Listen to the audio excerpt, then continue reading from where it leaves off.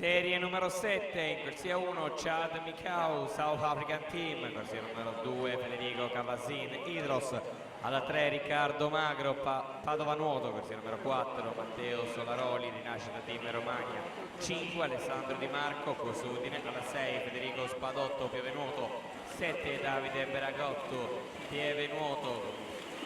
corsia numero 8 Davide Schiattino, Caorle Nuoto.